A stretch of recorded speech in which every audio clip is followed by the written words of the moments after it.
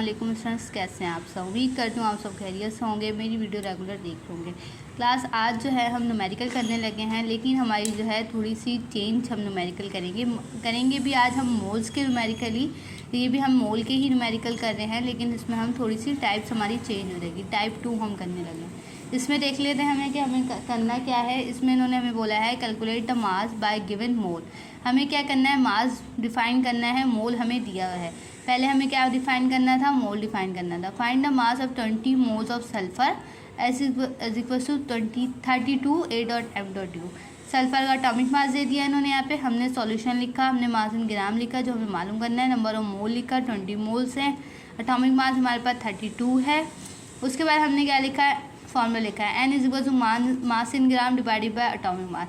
जब हमें मास इन ग्राम मालूम करना होगा तो हम क्या करेंगे, एटॉमिक मास को नंबर ऑफ मोल से मल्टीप्लाई कराएंगे तो हमारे पास क्या आ जाएगा, मास इन ग्राम आ जाएगा।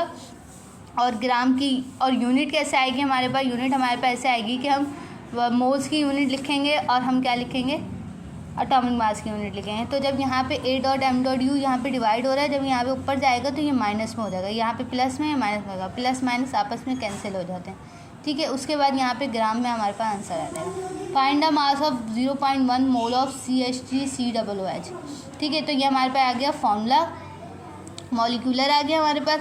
हमें कार्बन दे दिया, हमें O की एटॉमिक मास भी दे दिया, H का भी दे दिया, ठीक है। उसके बाद हमें क्या लिखना है, सॉल्यूशन में मास इन ग्राम लिखना है। नंबर ऑफ मोल्स हमें दिया हुआ 0.1 मोल। 2 कार्बन है हमारे पास, H हमारे पास 4 हैं, ठीक है। O हमारे पास क्या है, 2 है, ठीक है। तो हम यहाँ पे लिख के इसका एटॉमिक मास लिखेंगे।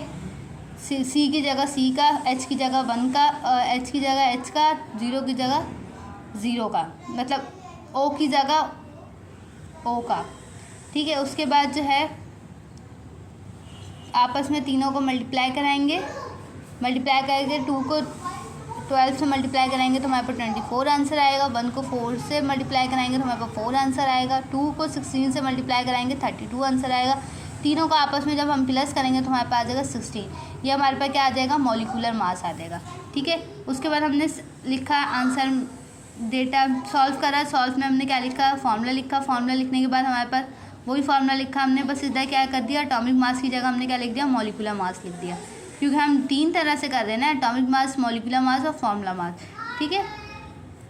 मास इन ग्राम हो गया, N multiply by molecular mass हो गया। मैंने आप लोगों को पहले बताया कि जब हम मास इन ग्राम मालूम करेंगे तो मोल्स मल्टीप्लाई हो जाएगा एटॉमिक मास से, मॉलिक्यूलर मास से और फार्मूला मास से, ठीक है। मल्टीप्लाई करके हमारे पास आंसर आ गया। ग्राम हम वैसे ही लेके आए जैसे हम अभी ऊपर यूनिट लेके आए थे, ठीक है। उम्मीद करती हूँ क्लास आपको आज का लेक्चर समझ आया होगा, कोई कन्फ्यूजन नहीं हुई होगी। अगर फिर भी कोई कन्फ्यूजन हुई है, कुछ समझ नहीं आया तो मुझे कमेंट में ज़रूर बताएं, ताकि मैं आप लोगों को दोबारा से रिव्यू करा सकूं और कोशिश करूँ कि आप लोगों को समझ आ सके। मुझे इजाज़त, अपना ख्याल रखिएगा। मिलते हैं एक नई वीडियो के साथ, एक नए लेक्चर के साथ। जब तक के लिए अल्लाह हाफ़िज़।